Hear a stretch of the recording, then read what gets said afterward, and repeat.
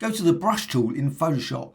With that selected, go up here to the top and select a brush. Now I'm going to go for one of the default brushes, soft round.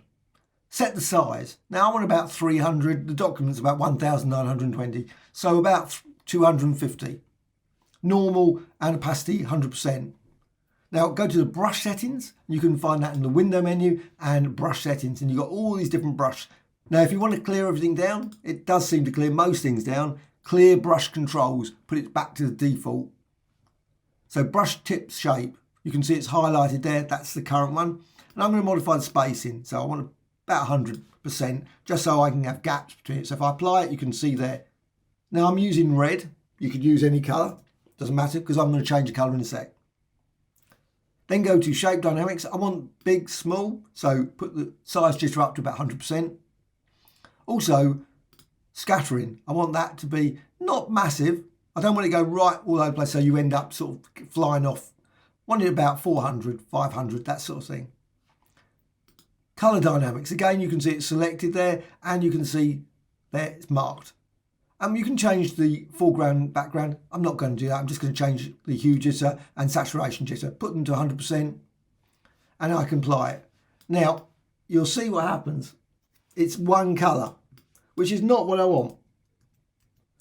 So what you need to do is this. This is the key thing. Apply per tip. So make certain that is on. So that's on. And now when you apply it, you can see it's applied and it's a multicolourful design like that. And of course, if you think, you know what, the brushes could be slightly bigger. Maybe make it 400. You can see, you can then fill it very quickly. Now you can also apply it on a layer. I always like working with layers. So go to layer, and then down to new and new layer. The reason for a layer is means you can apply it again. Just very rapidly apply it. And you can see then you've got a layers panel here.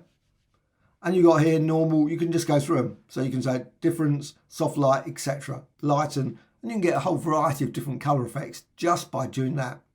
And also what you can do, you can also go to layer and you've got layer styles. So you can always say bevel emboss and just apply like 3D effects, etc. as well as others to your brush strokes. However, you want to save that brush. Well, you can just go to brush settings and you've got there, new brush preset.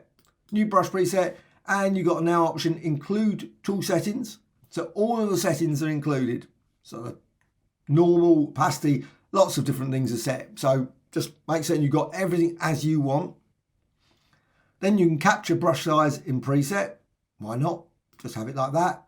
Also include tool settings, include color. So all the color settings also included. So okay, so it's stored away. So you can always then go to your brushes, find that in window and brushes, and you can find your brush stroke there that you just created. So just drag that up there, you can just see it there. Of course I could give it a better name, soft round, etc. And you can just apply it very quickly again. And I'll go to another one and use that. However, also, if you're using a slightly older version, you can also go over here and there's tool presets as well. So you can actually save that as well. So just go over here, new tool preset, basically does the same thing. So basically click there and would you like to create, so it's moved on a bit. You can always of course say, yes, I do want to create, but just be aware there is also tool presets you can use over this side as well. Sort of been superseded by now with the brushes since everything is stored here. Hope you found this of interest. Thank you much.